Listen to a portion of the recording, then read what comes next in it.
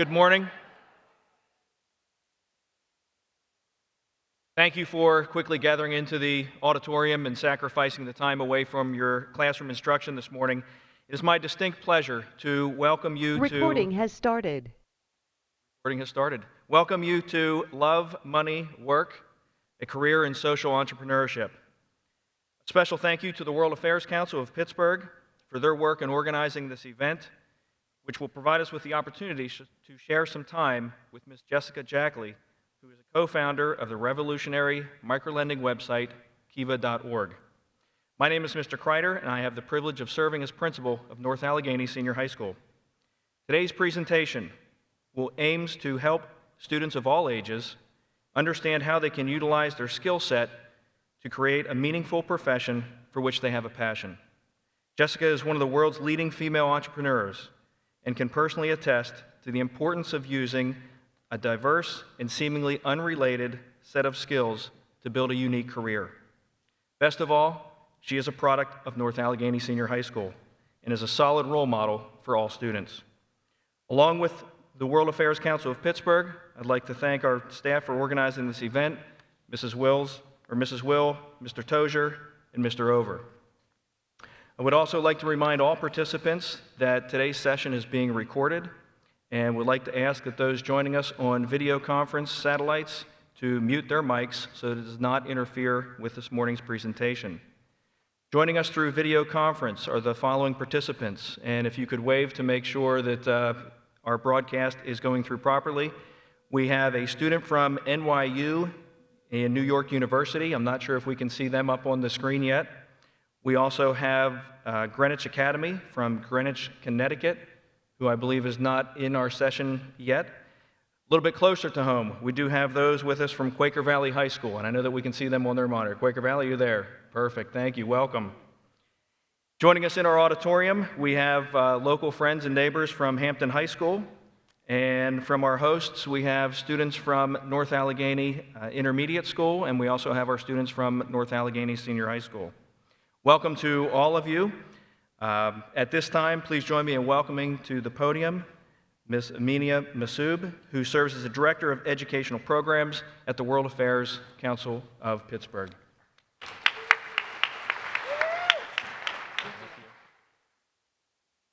Thank you, Mr. Kreider. The World Affairs Council of Pittsburgh is delighted to be here at North Allegheny and to be presenting this event with Jessica Jackley, who, as you know, is a North Allegheny graduate, as am I. A few logistical notes about this morning. First, we'll hear from Jessica, and then you'll have the chance to do a Q&A. Students on site at North Allegheny and students participating via video conference will be able to ask her questions directly. We'll wrap up the video conference portion of the program at 10:15, at which time students on site have the chance to have books signed by Ms. Jackley. I'm delighted now to introduce Jessica Jackley to talk about her career and how she turned her passion into a purpose. Jessica is best known as the co-founder of kiva.org, the world's first person-to-person microlending website. Since its founding in October 2005, Kiva has facilitated over $700 million in loans among individuals in 216 countries. Jessica was the co-founder and CEO of ProFounder, a pioneering crowdfunding platform for U.S. entrepreneurs. She has taught at Stanford, Drew University, and the University of Southern California. She holds an MBA from Stanford, a certificate in global leadership from the Harvard Kennedy School, and a BA in philosophy and political science from Bucknell. Her first book, Clay, Water, Brick, which is available today, is Clay, Water, Brick, Finding Inspiration from Entrepreneurs Who Do the Most with the Least. It was released this past summer. So like I said, she's also a North Allegheny graduate and my former classmate in Madame Zahn's honors French class. So we're really excited to be here, and thank you for Madame Zahn for bringing your class and for the teachers who nurtured us. And it's my distinct pleasure to welcome my friend and fellow classmate, Jessica Jackley.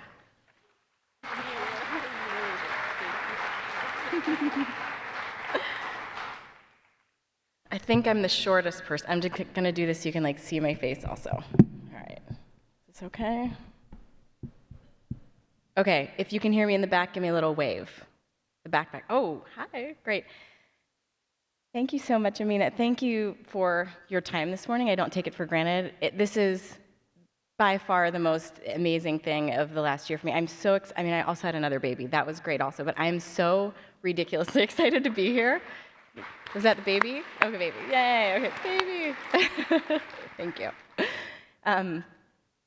This is just like making my month, year, etc. So thank you. I am very, very honored to be standing here before you today. So I'm going to jump right in. I always think it's interesting to be able to come and speak. Wait, here we go. Sorry for the weird color. It's my computer. I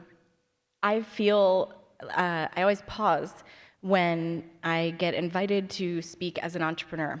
And this is strange. I mean, post-high school, usually I think the number one question you get asked as an adult is, oh, what do you do? And I end up saying, I'm an entrepreneur. But I always giggle a little bit to myself because, to be totally honest with you, this one-word summary of my work feels still a little bit strange to me. To be an entrepreneur was never something that I dreamt of or wanted.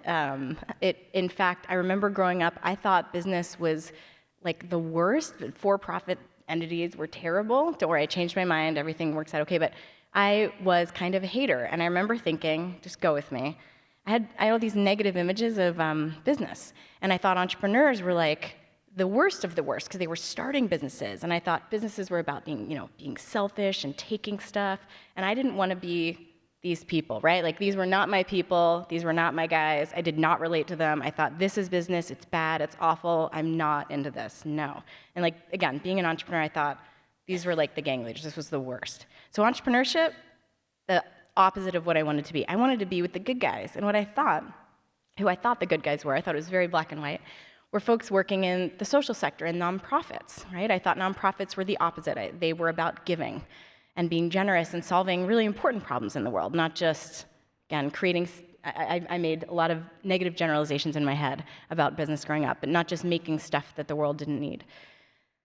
So, as I graduated from high school and kind of looked around, I didn't want to participate in anything like that. I wanted to kind of find the good guys.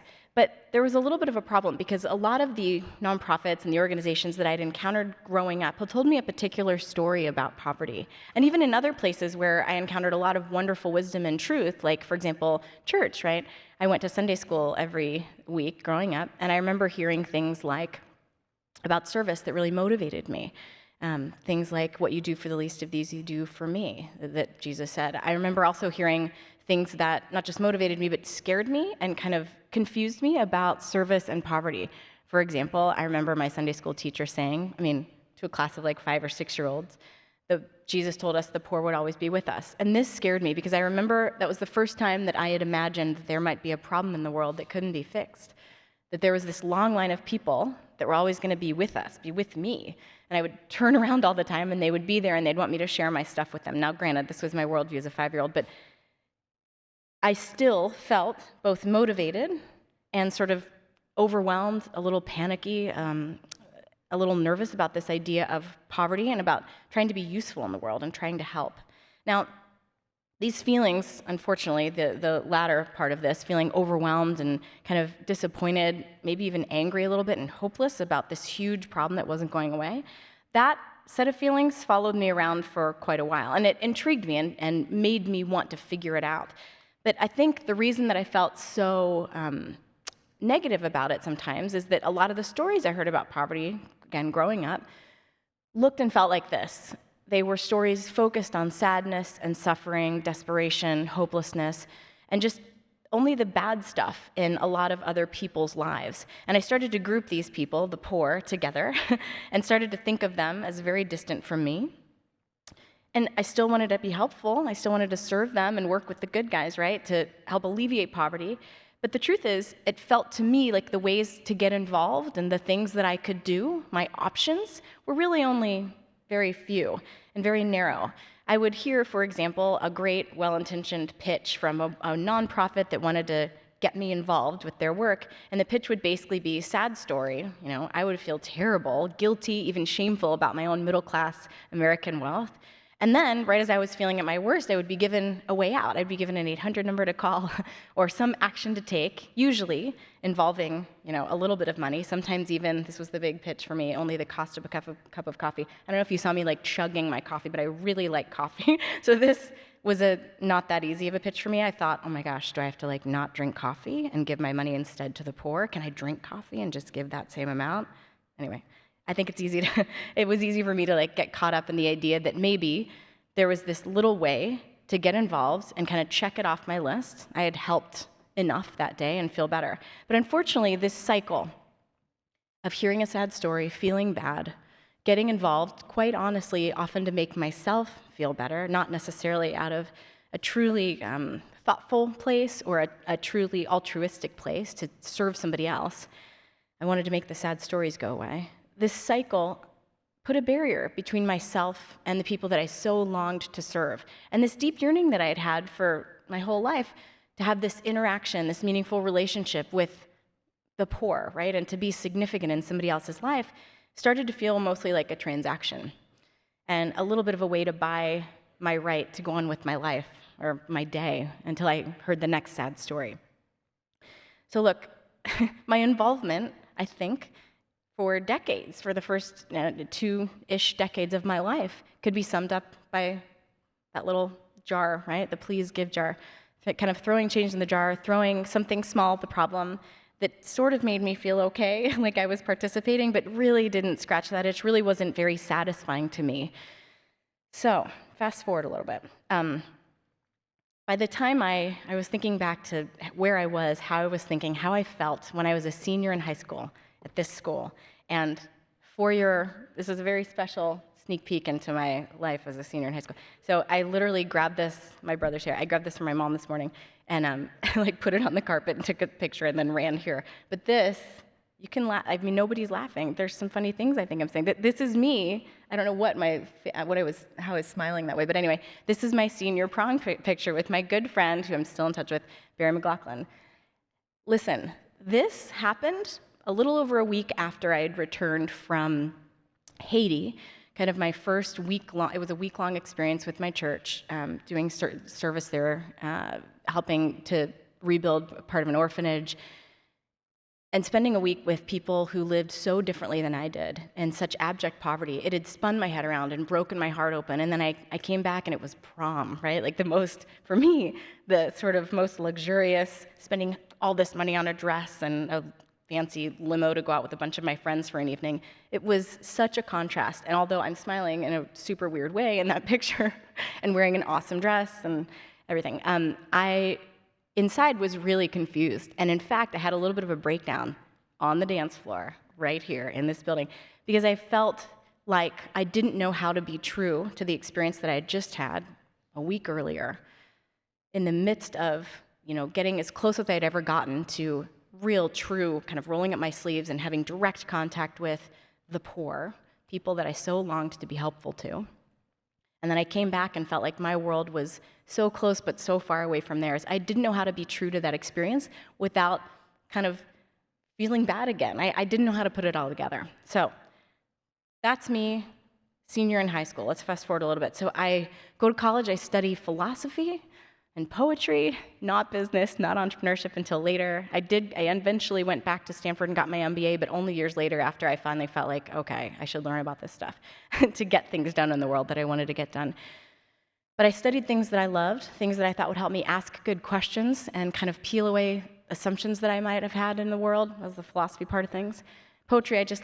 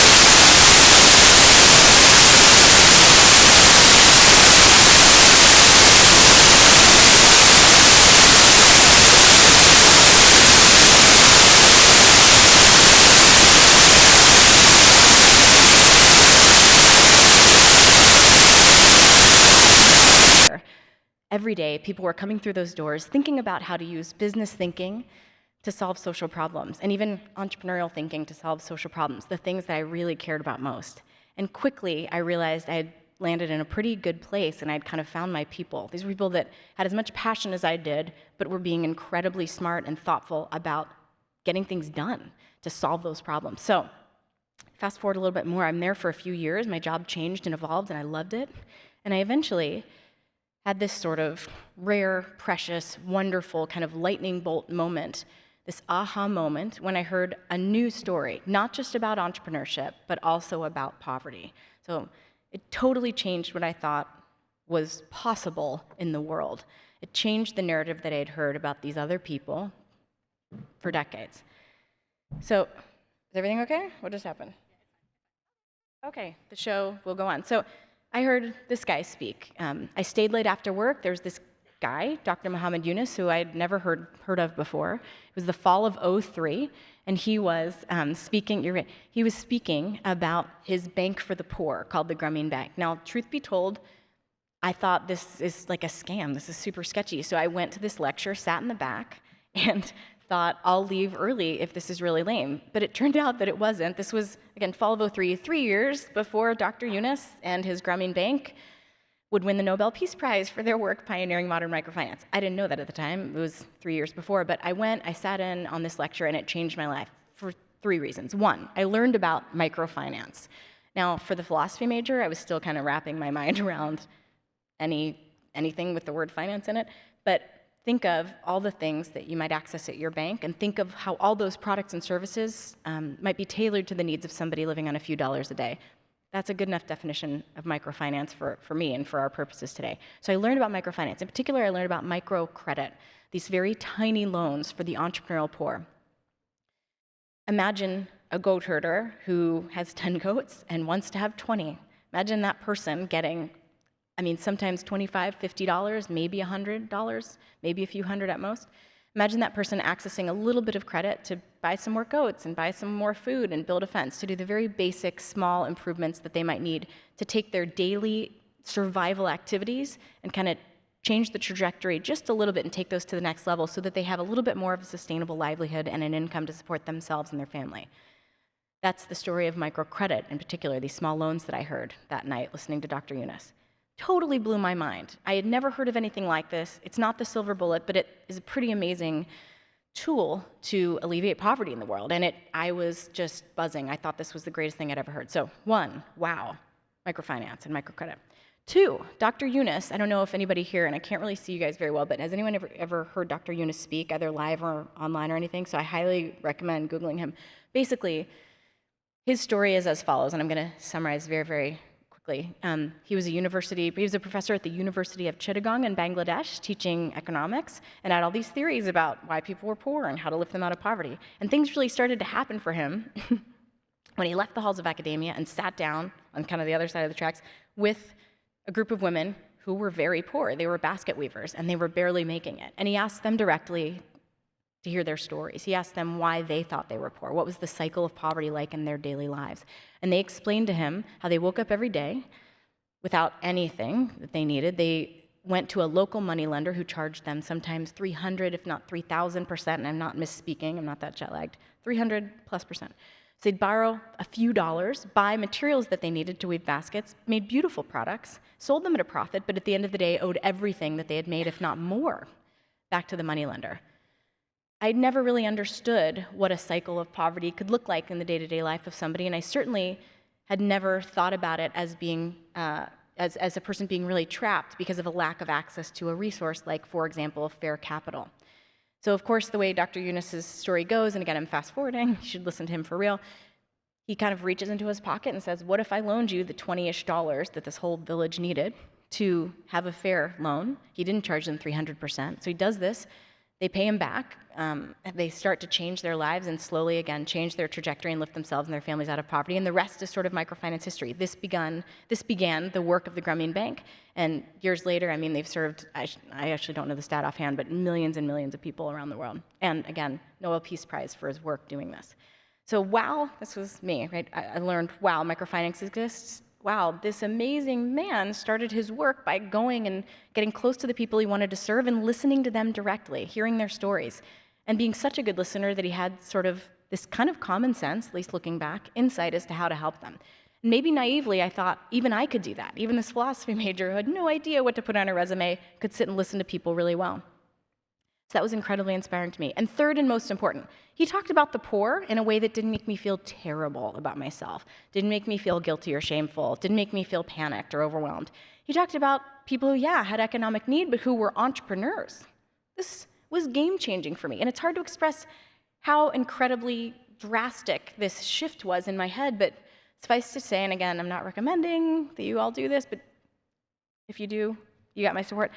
So I quit my job at Stanford. I was so compelled, so excited, could we just see the slide, that I quit my job at Stanford and I begged my way into a job in East Africa for 3 months, interviewing entrepreneurs who had received $100 to start or to grow their businesses. I wanted to get close myself. I wanted to hear the stories myself. I wanted to be direct and personal and see for myself what this was all about. So I was there for 3.5 months. Again, this amazing excuse to just hear story after story, interviewing people and asking them how this $100 that they had received from a nonprofit I was working with had changed their lives, if it had. And again, I heard stories. Let's just use slides for just a second, because I'm going to flip through a few. I heard stories that were different than the ones that I had heard from a lot of, again, great, well-intentioned nonprofits, because there was no agenda. It's just people directly telling me about their lives. I met people who, shocker, were happy and had smiles on their faces, not sad faces. I met people who already had a little bit of a success story going. Maybe they had started with a needle and thread under the shade of a tree, and now they had an office and capital equipment. I just encountered people in a scene of abundance often, right? With, again, this happy demeanor. That was different than a carefully crafted scene of scarcity that had been designed to make me feel enough to be able to give and help organizations do what they needed to do. And perhaps most surprisingly, I was not asked again and again and again for handouts. I wasn't greeted with open, empty hands. I was greeted with generosity again and again and again from people who had so much to offer. And this changed how I felt, and it changed what I thought was possible in the world. So myself, along with my co-founder, Matt, started to think about some really basic what-if questions. And I'm taking my time telling you this part because I think look, I've heard a lot of speakers. I love being in your seats. I love being able to hear people tell their stories. And I think it's very easy, especially decades into a career, to say, and I'm only about 15 years in, but even now, I think I could say, oh, and then we started Kiva, the first peer-to-peer microfinance marketplace, and it was smooth sailing, and now it's huge, and that's my story. No. At the beginning, I'm tromping around Uganda with my camera, asking some very basic questions. What if I could stay in touch with my new friends here? Wouldn't that be fun? What if, since nobody's asking for a donation anyway, I could somehow rally my friends and family to pitch in little bits of money, and we could lend them the money they need for a loan, and then they could pay it back? Wouldn't that be fun? Started to ask these very basic questions. And along with, my co-founder, Matt, we built this really simple website, took pictures of people like, back to the slide, like Sophia in this picture, and that's her just, with the camera, and then put her and her story online, her loan need online. We spammed friends and family, right? And this was in the spring of 2005. We spammed friends and family and said, hey, everyone, here are 7 friends in Uganda. We think this is legal. Still researching that one. We think they'll pay you back, but would you want to do this really fun social experiment and lend money to our friends in Uganda? Sophia actually came later, but people said, okay. Overnight, we got about $3,000 that we needed for these 7 entrepreneurs. We sent it over to Uganda, and over the next 6 months, people were paid. And then we thought, oh, well, our experiment worked. I'm laughing because it didn't really prove much, just 7 entrepreneurs, but it was something to get the ball rolling. We took the word beta off of our site, and we launched for real and said, our organization is live now. We hadn't done a lot of the things you actually kind of should do when you're officially launching, but it was enough for us to start, and we put another dozen or so entrepreneurs on the site. So somehow, from that moment of our official launch, pulling the word beta off, from October 2005 to October of 2006, somehow we facilitated 500,000 in loans. The next year, the total was up to about 15 million, the next year 40, the next year 100, and we're going to cross the $1 billion mark in the not too distant future, which is crazy, right? I'm saying this and I'm pinching myself. It was such a privilege and an honor to get to be part of the beginning of Kiva's story, and the story continues, and it's become something much bigger than me. So there are not just, there are people from all over, there are individuals on the site, there are groups on the site. And by the way, the experience is still as it was in the beginning. You can come lend $25 or more toward the person that you see on there, by the way, Pittsburgh, right? There are people not just on the other side of the planet, but downtown and all over the US. All over, there are people in Mexico lending to other people in Mexico. There are people in Uganda lending to a guy in Brooklyn who wants to start a hot dog food truck or something. I mean, it's all blurred. It's not just haves and have-nots. It's lenders and borrowers helping each other out in this pretty dynamic way. Anyway, the sites continue to change and grow. These are just some screenshots. And I can keep talking about Kiva during Q&A if you'd like, but I'm going to pause there on the story. It's happened. It's been such a joy to get to be a part of that and to get to be a part of the beginnings of something that's grown so much. There are 120-ish staff in San Francisco and people around the world. So what does all this have to do with you? I'm glad you asked. So what I want to leave you with today, I was thinking, what's the main thing I want to tell you? I didn't just want to show you awesome old school prom pictures, although I feel really happy that I got that done. I think that was important. But what I want to talk to you about is how you think about your own story. I feel like when I was sitting where you're sitting, I was so lucky and so blessed, and I had people around me all the time encouraging me to dream big. And yet, I think I still wasn't dreaming big enough. For me, I felt like my options were the ones, I could do anything, but only within this set of options that were presented to me, right? For example, like the job fair. It was very confusing to go to a job fair and look at everything and say, I don't think any of these fit me. I don't think any of these are me. That was confusing and difficult. But I think what I wish I would have known years ago was that you can make your own path in a completely different direction, in a new direction, in a twisting, winding way, however you want to move forward. You can make your own path in life in this entrepreneurial way. I should say my favorite definition of entrepreneurship, at least academic definition, and I'm sure everyone in this room might have a different one and they'd be perfectly valid, but my favorite academic definition is from a guy named Howard Stevenson. He's from Harvard Business School. Not Stanford, but whatever.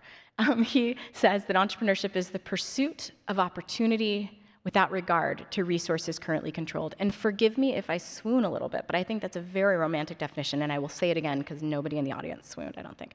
So the pursuit of opportunity without regard to resources currently controlled. So think about this. It's this running after something that you want, that you see in the future, running after an opportunity, this idea that you have for making the world better.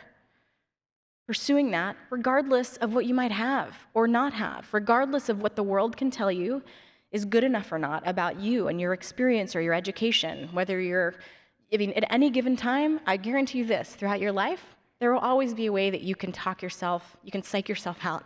You can talk yourself out of being confident and moving forward anyway. The world can tell you that, again, you don't have the right education, you don't have enough education, you're too young, you're too old. There's always something. Ignore it. Live in this entrepreneurial way. I beg you. I hope that I can encourage you to do that today. That's my favorite definition of entrepreneurship, pursuing this thing that you love regardless of what you don't have or do have or any of the other ways that you can look at your life and say, I'm not good enough. So look, how many quick thoughts do I have? I have 2 quick thoughts I'm going to leave you with. So one, if I had any kind of advice, and I'm always very hesitant to prescribe and say shoulds because I think we all have our own journeys and our own stories, and I could pick any one of you, and I'm not going to do it, don't worry, and pull you up on stage, and you could tell the rest of us something incredibly useful and meaningful. But here's what's worked for me. So can I see the slide real quick? Yeah, thank you. The first thing I want to urge you to really consider is to take very seriously this process of figuring out who you are, what you believe, what you value. Know who you are and who you're not. Why is this so important? You're sitting in this place. I know by definition that, at least relatively speaking, compared to the rest of the world, you're a very privileged person. I'm a very privileged person.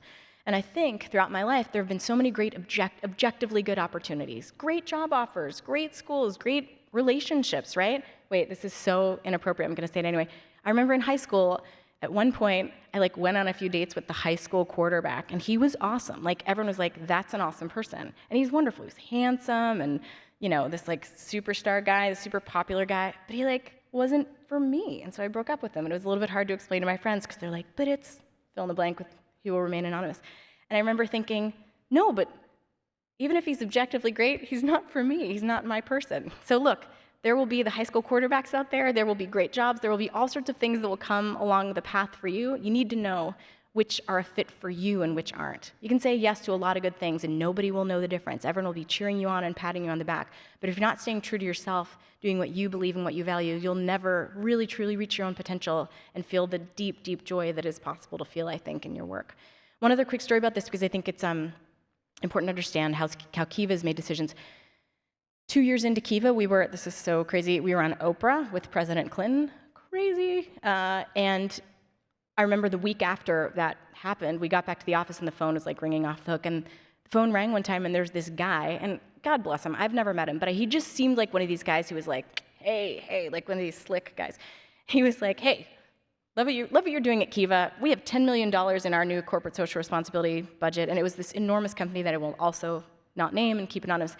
But he was like, we want to put $10 million into Kiva, what do you say? Now, we'd only facilitated $10 million at that time, ever. And for a nonprofit to be offered $10 million is amazing, right?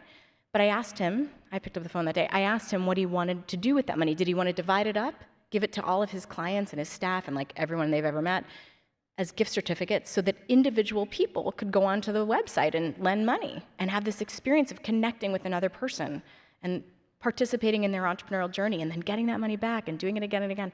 Did he want to do that? Or did he want to do something else? Long story short, he didn't want to do that first thing. He wanted to kind of invest it and get it all back in one big chunk and kind of pat himself on his back and go on with his life. That wouldn't have been good for Kiva. Our mission is and was to connect people through lending for poverty alleviation. So to connect people, that's the point, that's the what. Through lending is kind of the how. For poverty alleviation is the why. Had we taken that money, it would have clogged up the system and stopped $10 million worth of $25 and $50 contributions from individuals who had this amazing experience, who would have had and who did have this amazing experience coming to the site and lending and maybe changing the way they thought about poverty and potential too. So we said no. So be willing to break up with the QB, be willing to say no to $10 million, be willing to say yes or no to great opportunities, not based on how good they are, but based on if they fit you and what you care about most. Okay, second and last thing. I think it's easy when you have a lot of passion to help another person to think you know how to help them. I remember, had you given me a magic wand, when I was first in East Africa and said, fix everything, I would have grabbed that wand and said, yeah, I can do that, poof, done, I nailed it, this is great. But I learned that actually I didn't always know how to fix things. That first trip, that 3-month trip to Kenya and Uganda and Tanzania, me with the turkey, that other picture, I learned so much, but probably the most important thing that I learned was to defer to other people and let them tell their own stories and just to listen without judgment. I met a woman who had received $100 and had grown her business and life was a lot better now, and she was in Tanzania, and she told me that the first thing she did with the profits from her business as it started to grow was to put sugar in her tea. Now, look, I had heard a lot of stories from entrepreneurs at that point over the past 3 or 4 weeks, so I felt like an expert. And a lot of people said, oh, the first thing I did with the profits from my business was send my daughters to school, or afford 3 meals a day instead of 2, or buy mosquito nets, or all these really legitimately awesome things. When she said she put sugar in her tea, I judged her. In my head, I thought, that's dumb, why would you do that? But I stopped myself, thank goodness, and I took a breath and said, tell me more. And I listened. And she explained how having sugar for her tea allowed her to be more confident in the world and to invite other people from her village into her home and offer them tea. And it's a big cultural thing in East Africa to be able to have tea together. And she could do that because she could offer them the whole experience, not just tea, but tea with milk and with sugar. It was a point of pride. Doing this changed her whole identity. It changed how she saw herself in the world. It actually changed the success of her business because she had stronger community relationships over time. Game-changing. Sugar in her tea. I was very humbled in that moment and continued to be humbled because again and again, I learned from people what they needed, what they wanted, how they wanted to be helped, how they wanted to have their lives improve. And that was a very good lesson for me to learn. So I guess as much as you have to dig and figure out who you are and then stand strong in that, let other people, give them the benefit of being able to do that too and listen to them and accept where they are without judgment. That's the best way that you can actually help in the world. So to wrap things up, I'm going to tell you one last story that is my favorite, and it's actually the guy after whom I've named my book. So 10 years ago, during that time in Uganda, I met a gentleman named Patrick. He had fled the northern area of the country after a rebel group had attacked his village, and he had nothing. He didn't have shoes on his feet. He had made it out with his brother, but lost the rest of his family, had very little education, had nothing. But he knew that having nothing, right, this definition of entrepreneurship I love so much, he knew that that didn't matter. It was what he wanted to pursue and what he wanted to build that mattered. And one day, he literally, not figuratively, like roll up your sleeves, get your hands dirty, he literally started to, he woke up, he was hungry, he was thinking about how he would feed himself that day, and he looked down and he realized there was opportunity in the ground beneath his feet. He started to dig. And as he dug, he realized there were clay deposits right in that land where he was standing. And as he unearthed the clay, he mixed it with water and realized it could be shaped. So he shaped it into bricks. At first, very rough, kind of misshapen, crumbling things, but he got better and better at it. Eventually, got so good at it that he could sell those bricks for the equivalent of fractions of a penny. Did that, saved up some money, eventually bought a brick mold. Might not look like much, but it doubled his production, and instantly his bricks were smooth and consistently shaped and sized. He could sell those for a little bit more. Now, he dried his bricks in the sun, which was fine, but he knew that if he built a self-contained kiln, he could sell these baked bricks, these fired bricks, for even more. So he did that. You can see where this story goes. I met Patrick a few years after he had begun, and he had several employees, had rebuilt his own home with bricks that he had literally pulled out of the earth with his own two hands. If that's not entrepreneurship, if that's not defining your own story and running after something regardless of what you have or don't have, I don't know what is. So Patrick inspires me, and there's so many others that I've met who inspire me. So to close, for real, don't let the stories that you initially hear define what is true in the world. Go figure out for yourself if there are only stories of poverty, for example, or stories of potential as well. And don't take as the only option the ways that the world tells you you can be involved and you can help things and change the world. Figure out what you think, what you want to do. It doesn't just have to be that path. This is great, but you can figure out how to participate as well. You don't just have to throw your change in the jar. You can be a change maker yourself. And last but not least, as I said, let other people define their stories and say who they are. And as you do, and always, as you listen, I think people exceed your expectations and will continue to be a source of inspiration for you and encouragement. For me, meeting people like Elizabeth convinced me that even this philosophy major could be an entrepreneur too.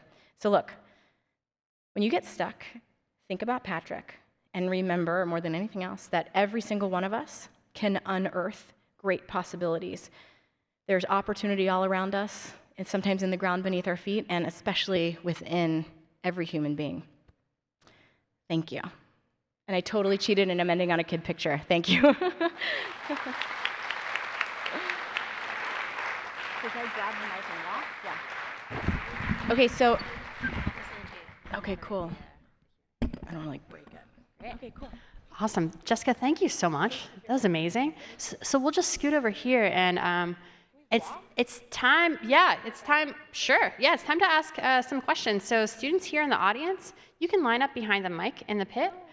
Yeah, and then we can also call round robin style on some of the students who are participating via video conference. So we have a couple ringers in the audience. So if you wouldn't mind making your way to the mic if you have any questions, and I'm sure after hearing all of that, I know there are plenty of questions for this NA grad.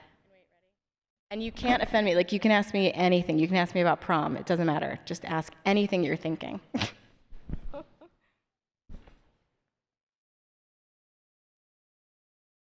Hi. Hey. Hi. So, Yo. yeah, I'm Michael Whitehurst. I'm a senior here at NA. And you said Kiva was based on like making connections between people, and that was the why. Yeah. And the learning was the how. How often, as a CEO now living in California, I presume, or wherever, do you still get to connect with those people in East Africa, in Asia, and the poor? It's a really good question. So to be clear, Kiva started 10 years ago. I stayed for the first years, tried to get it up and running and off the ground. I left, I did another startup. I've done other things since that. I'm working on a new one now. So I'm not running it right now, but it's been harder and harder over time to go hang out and live in mud huts and spend time with the people. It's my favorite thing to do, but especially with 3 little monkeys at home, it's difficult. I think what I've tried to stay true to is this idea that I never want to be working on something that I haven't had an authentic experience and an authentic connection with the people that I'm trying to serve. And I do think it's necessary to refresh that frequently. What that has meant for me is over the last few years, my twins are 4 and my baby is 10 months, over the last 4.5, 5 years especially, I've had to focus on what I know, and that hasn't been developing world economies as much. I think I'll get back to that someday. I long to get back to that, but I don't feel legit, I don't feel authentic working on things where I don't have frequent contact again with the people I want to serve.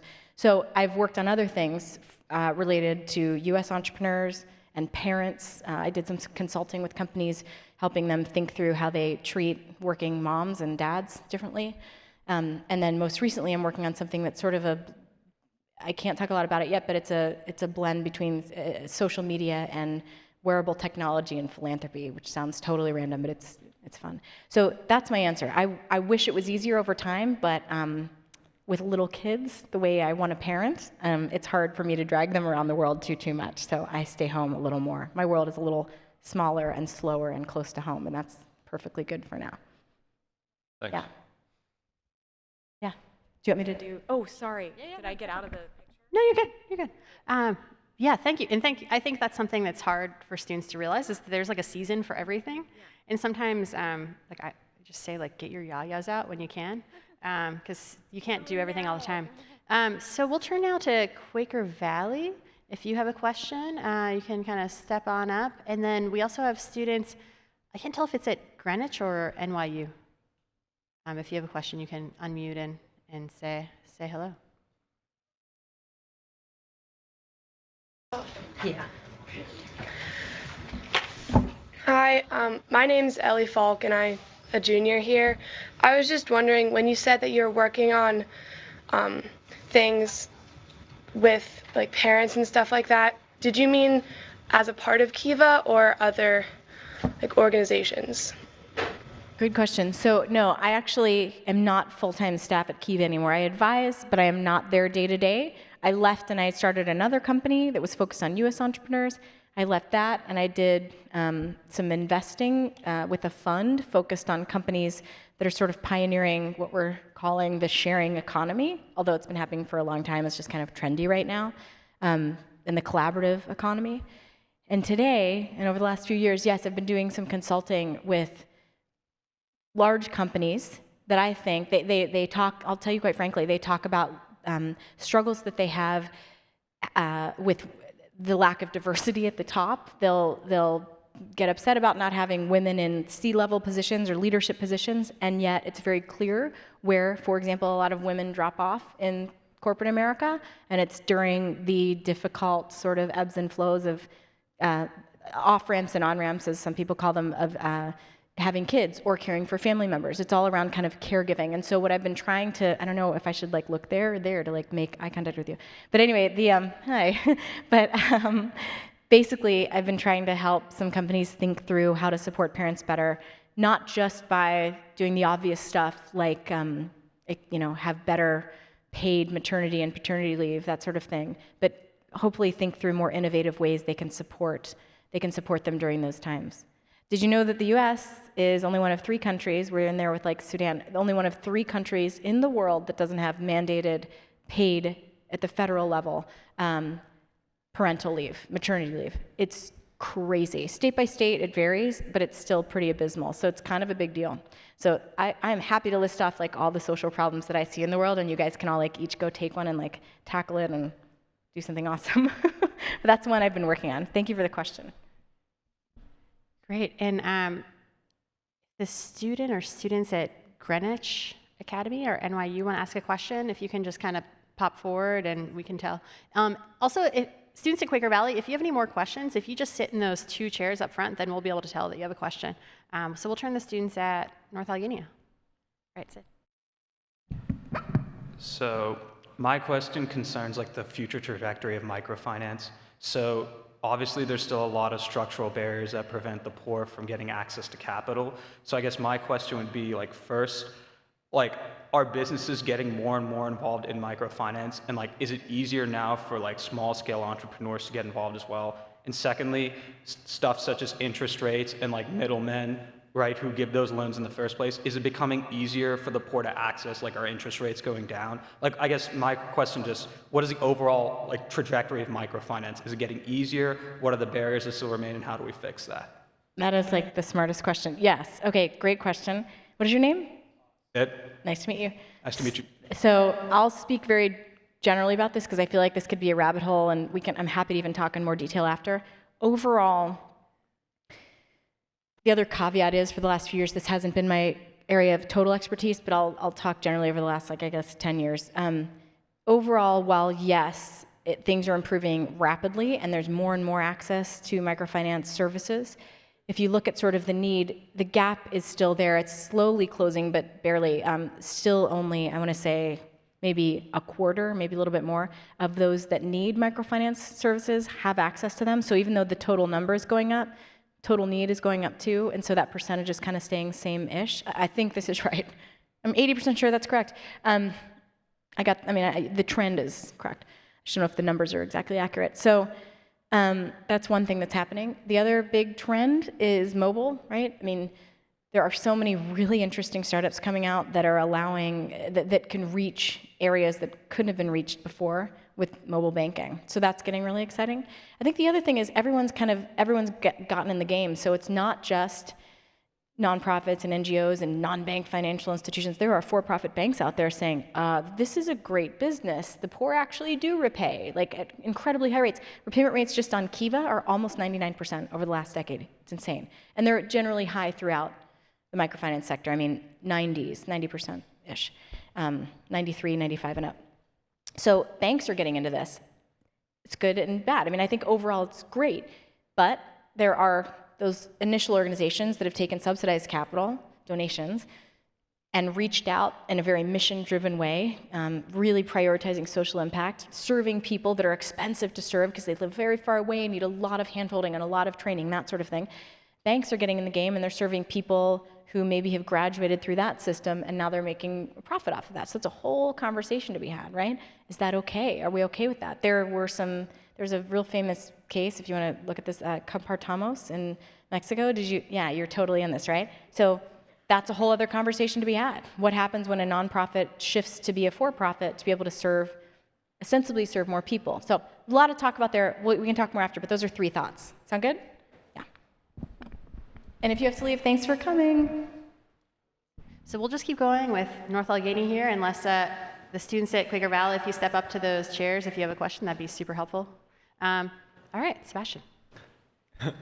Hi, my name's Sebastian. When that sleek guy called you, did you have to make that decision overnight? And what was your biggest thought when he called you, and how you were going to solve that? And what's the connection between finance and philosophy there? This question. Okay, great question. So, yeah, we had to make that. I feel like it was even in the same phone call because it was so clear that he wanted to just kind of dump the money in. And look, at the time, I love the simplicity of that story, but there's a lot else to talk about there. At the time, Kiva couldn't take on that capital and figure out a way to make the most of it. We were just heads down doing just our very focused mission. We couldn't have taken on. I mean, look, I said, did you want to donate this money and pay our rent forever? I gave him other options that we could do. Today, easy. Kiva can utilize that. There's all sorts of big corporate partnerships that now exist between Kiva and great organizations that are empowering. There are thousands of staff sometimes to have accounts on the system and lend as a team. So there are lots of ways we could have, if that same phone call happened today, it wouldn't be quite as clear cut at all. The problem was, had we taken that money at that time, I mean, again, 2 years in, we'd only facilitated 10 million. Had we just said, yeah, we'll match this to loans on the site, it wouldn't have fit, and it would have taken opportunities away from individuals, and the greater good for us was to get individuals involved. Okay, and what's the relationship between that and philosophy? I mean, I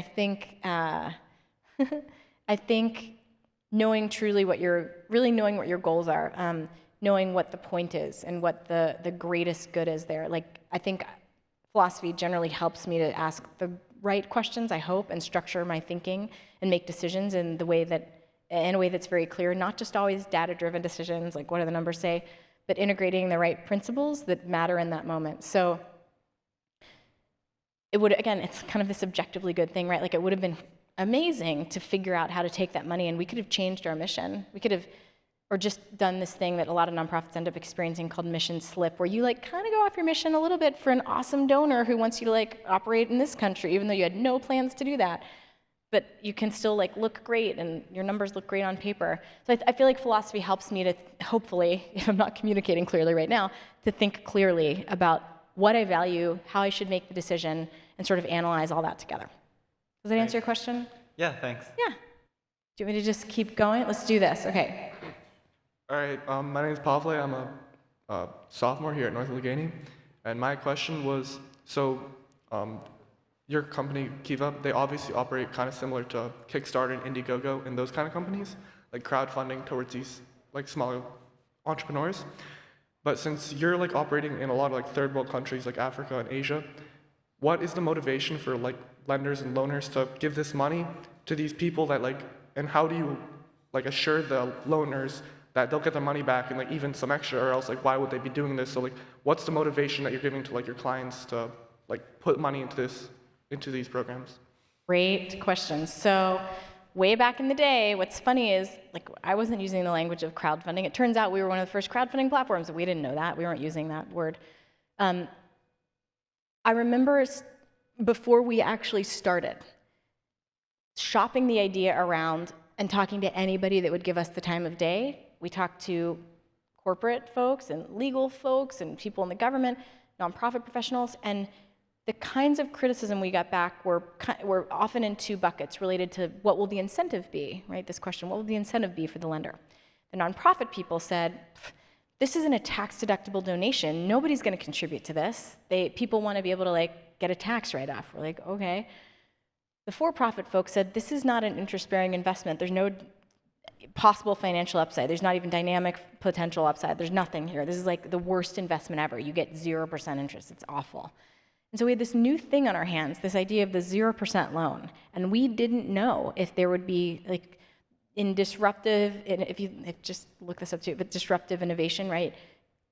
Sometimes you create a new product that has no market that you can look at and say, oh, these people will be our people. We didn't know. Would it be donors that say, oh, this is fantastic. It's like a donation that comes back to you. Great. Would it be investor types or socially responsible investment people who thought this is still worth it? We had no idea who our market would be, but we thought at $25 or $50, people are going to want to do this. It'll be fun. And I know that sounds silly, and I learned in business school usually saying it's fun is not a great competitive advantage that you can talk about or a value proposition. But we thought this will be really interesting. Wouldn't it be great to be able to lend $25, have an awesome story unfold that you're a part of, and then get your money back and do something else with it? And it turns out there was enough of a market. But that was the kind of pushback we got in the beginning. I think what actually motivates lenders, my gut, and there have been other, I feel like people at Kiva today could probably give a much more sophisticated answer, but this is my anecdotal answer over the last few years. I think there's this amazing, obviously it feels good. It feels good to empower another person, watch that happen and know exactly who your money is going to, and then to get that money back, it feels very real. It feels very connected and sticky, and it's a different thing to donate money and then get a bunch of updates for the next year or 5 years. It's like, okay, I got it. But to be able to get money and information at the same time, coming back to you on a regular basis every few weeks, I think is a really sticky experience. So I think it's that, and I think, wait, go. You have another? Yeah, I have kind of a second part of that. Yeah. I was wondering, like you said that you have like a 99% like repay rate for these like the money. How do you like make sure that the money is going back? Like, is it just like you're trusting these people, or is there like some program in place? Okay, I should explain this. So the way Kiva is structured, the kind of classic Kiva, because there's another kind of offshoot now too called Kiva Zip that's a little bit more direct, that's mobile. Where's my other friend that asked that question about mobile? Hold on. So the way Kiva is structured is as follows. Think of like 4 parts. There are lenders. There's Kiva itself, kind of the team. There are microfinance institutions and other nonprofits that happen to have loan programs, so they're as field partners. So there are hundreds of these organizations that Kiva's partnered with out in the field, on the ground, all the ways to say that. actually they're already experts at doing this loan process. They'll find borrowers, they'll train them, they'll administer loans, they'll collect repayments. They, by the way, charge interest that's fair and appropriate, not moneylender style. Maybe it's 15, 20, maybe even 30% to just get the job done and have somebody get on a motorbike and go out to the village once a week for a year of training before even a loan is administered. So there's lenders, Kiva, field partners, and then borrowers. The borrowers have that resource, have that go-between, have that that presence on the ground, those experts on the ground who already are doing an amazing job. They're already doing amazing work. Kiva just benefits by saying, hey, do you want to post profiles and information of the people you want to serve on this website? If you do, we'll drive traffic to the site and provide you this amazing community and this world, this audience and free debt capital. So the other crazy thing, by the way, lenders do not just lend for free. They take on default risk and some currency risk. So it's not guaranteed that the money's coming back. So if lenders contribute $25 to the seamstress in Cambodia and she runs to the hills, and it's this, like, again, rarely really happens, or if there's a natural disaster and she can't repay, or any other number of reasons why somebody maybe can't repay or can't repay fully, lenders take on that default risk. That's it. That's how it goes. They don't get their money back. We've seen year after year, even when that happens, because it's so rare and because we're very transparent about exactly what unfolded and why that loan didn't come back, people say, okay, wow, well, thank you. I understand. This is hard work. That's a real challenge that person faced, or whatever the story is, and they're more often than not lending again anyway. So it's kind of a crazy source of capital. Wait, one other comment on this. I know I'm giving a long answer, but this is great. What was really interesting to see was how this source of capital,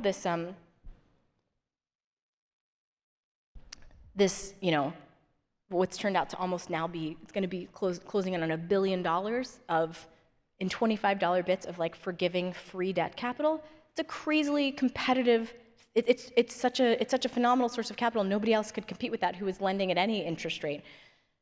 So it was very disruptive, not just as an interesting thing for lenders to do, but to the microfinance industry and a lot of the players there. So it's been a very fun journey to watch unfold. Yeah. Should I? Okay. Oh. Hi, I'm Grace, and I was really inspired when you said social entrepreneurship is really about staying true to yourself and making your own path.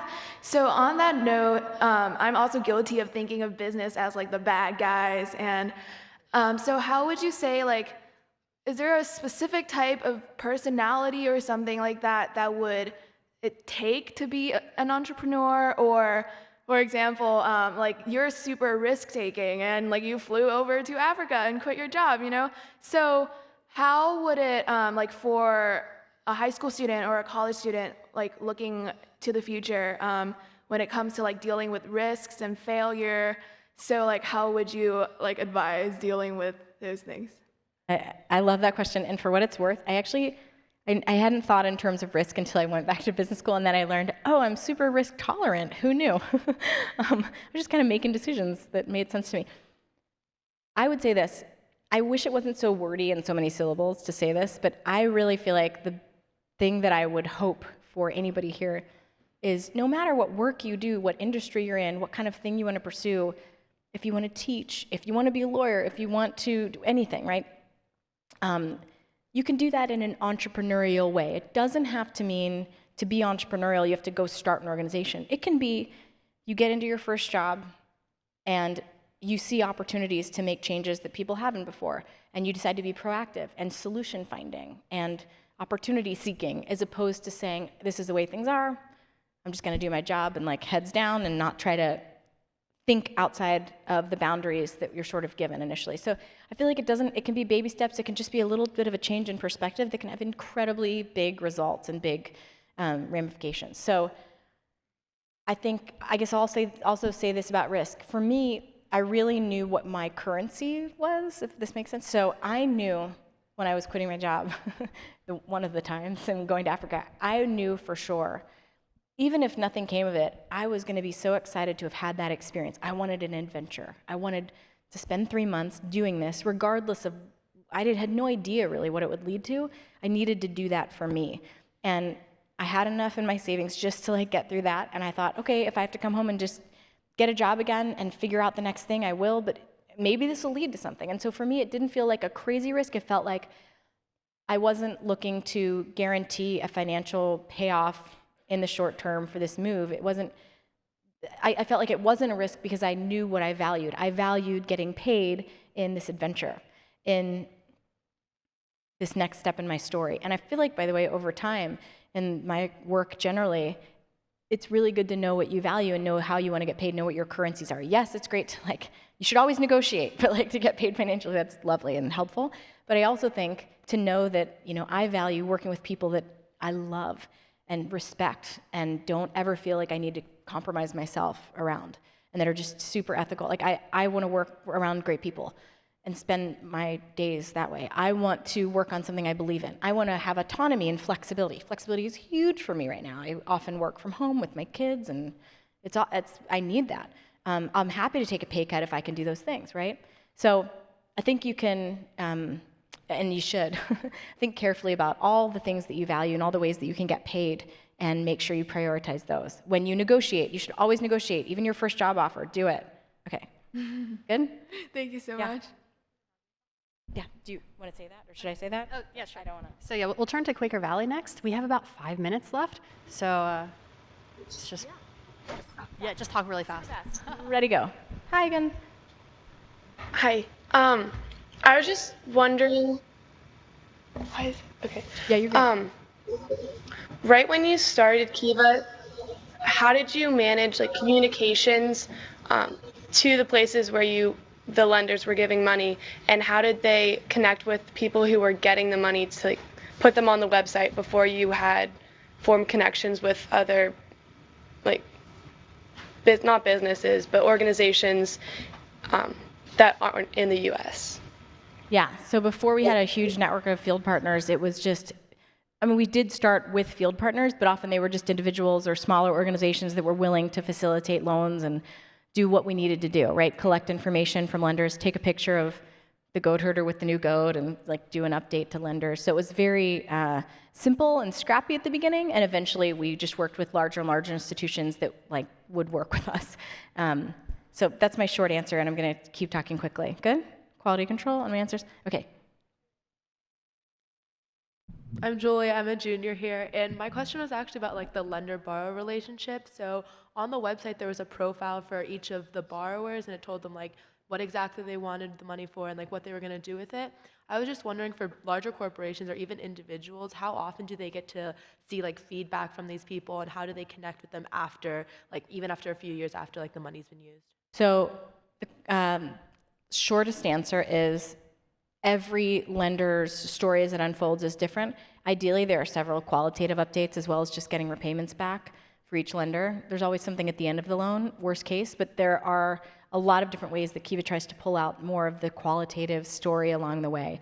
There's a Kiva Fellows program that's super fun, and there have been hundreds of fellows that have gone out, worked with field partners, and blogged about entrepreneurs that they've met. They spend most of their time interviewing entrepreneurs and then blogging about it for lenders that care about the story. So there's probably some stat, but I don't happen to know it offhand, about what percentage have those stories as well and how many there are. But they're there, and every single borrower's story is on the site, all of them. So you can go check them out and see. Large corporations still get that kind of close intimacy if they want? Yeah, so the site treats every lender, whether it's people, whether it's a person or an entity that has a handful of people behind it or many people behind it, it just treats it all the same. The money goes in, you can kind of see on the website. And then borrowers have updates as it unfolds. Yeah. Hi, I'm Ashwin Reddy. I'm a senior here. So what type of interactions do microfinance groups maintain with governmental groups? Are there focus projects that you do when you're providing these loans to these future entrepreneurs? Do you have interactions with the governments of these different countries? So the short answer to that question, I'm sorry to keep doing short answers, but that's what we're doing, is that every institution kind of does that on the ground and they're the experts in where they work. So sometimes there's a lot of constant engagement with local or countrywide governments, and sometimes they it's a really friendly environment and they can just kind of get done what they need to get done without a lot of hand-holding, but it's different for every institution and every community. Hi, I'm Sid, and my question is that for people in developing countries that are in such as a manipulative relationship with their lender as the 300% like money lender, how does Kiva like get around that for people who want their own cut from the loan if they control like the internet access in that area? So Kiva's not in the business of going out and like fighting, beating down the moneylenders. Kiva partners with great organizations and on the ground that can figure out all the local politics and reach out to the people and make their case for why the individual should work with them and not a moneylender, although it's not a really difficult case to make because usually it's an a lot better proposition. Yeah, thanks. Is that okay? Can we do this or no? We gotta stop? We actually we're gonna do a book signing immediately after this, but for the schools that are on the video conference, we said we'd have a 10-15 stops. So we'll take the next two questions kind of on the ground during the book signing, so you have the chance to kind of stick around for a minute. So thank you. So Jessica, I just want to thank you so much. This was amazing. We really appreciate you sharing so much of your story and for being so frank and honest with us. I think it's hopefully really helpful for all of you to have the chance to hear from someone who is, telling her real story. I also just want to thank I noticed a lot of Global Leadership Certificate students were here and asked really great questions. And so I just want to thank you for being with us. And for those of you who are interested in this kind of thing, who are interested in international stuff, we do this all the time. And so, we'd love to have you join the Global Leadership Certificate program as well. I want to thank North Allegheny so much for hosting us and for this beautiful setup here on the stage. I know this is a lot of hard work, so I want to thank all of the administrators and teachers who made this possible, and also kudos to the students who were running all the cameras because it looks like a world-class production up here. It's very, very beautiful, so thank you for that. And I also want to thank our partner Kinber for making all of the background, all of the technology here possible. So for those of you who are on the video conference, thank you for joining us. We look forward to seeing you again soon. So you can sign off now. So see you later.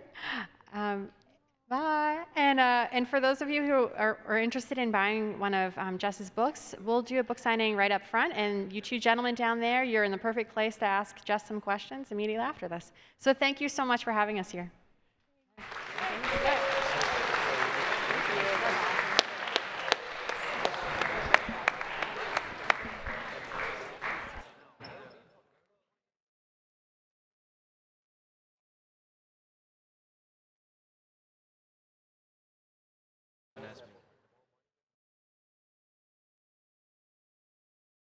Right,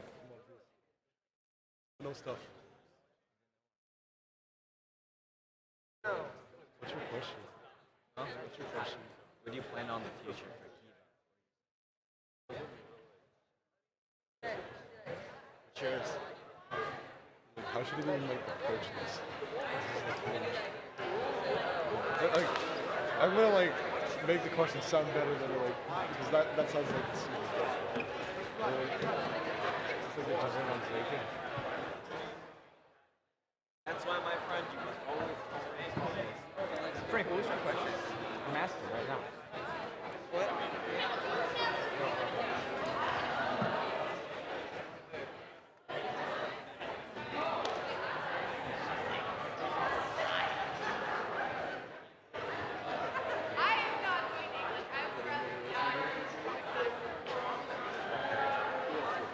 Jose?